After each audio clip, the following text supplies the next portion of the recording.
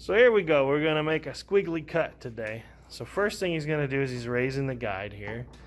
He's going to get that set in a pretty good position. And you can see here, he's got it pretty good. He's probably going to lower it just a hair more.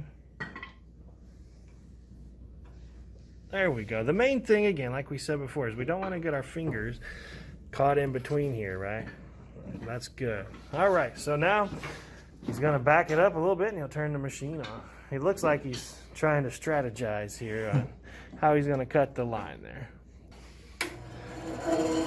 So he's got it on, obviously you can hear it. What we're doing is just kind of watching his hand placement as he makes his cut. And notice he's got great speed here. He's doing a really nice job.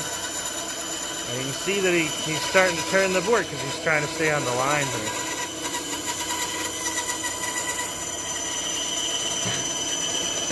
You see the boards turning. Oh, see how he backed his hand up there. I did a really nice job. Now he's turning the board again. Making a really good cut here, and he's moving his hands around so that they can't be cut.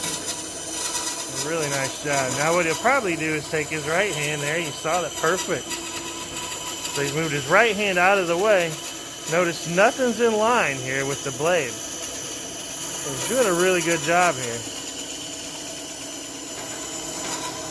And then he moved his hand again. Good.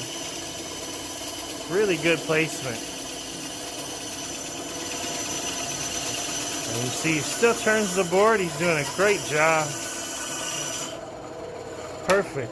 Now he waits for the machine to stop like he did, and he just pulls it out. Perfect example of cutting curves. You notice here he's also using his guide here. This little black piece right here, he's doing a good job. You're good. Go ahead and put your hands back where they were.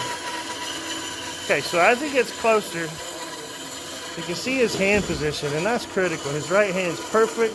His left hand is guiding for right now. Now it gets closer, so he completely moves it out of the way, which is perfect. So he's just going to continue to push. Notice he's still got that guide down there, and that's really helping him do the job. So he finishes. Now he shuts the machine off. You see he shuts it off. The blade is still spinning. He waits for it to completely stop, then he reaches in and gets rid of the strap. That's about as perfect as it gets right there. I do want to show you one thing on this. So if we get thicker wood here, that wood's not going to pass through, right?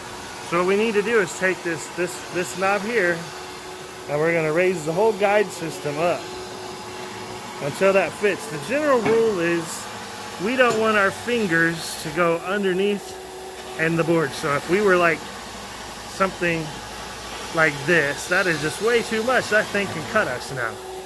So we're going to drop it down until the wood just barely clears. These are safety features, actually, believe it or not.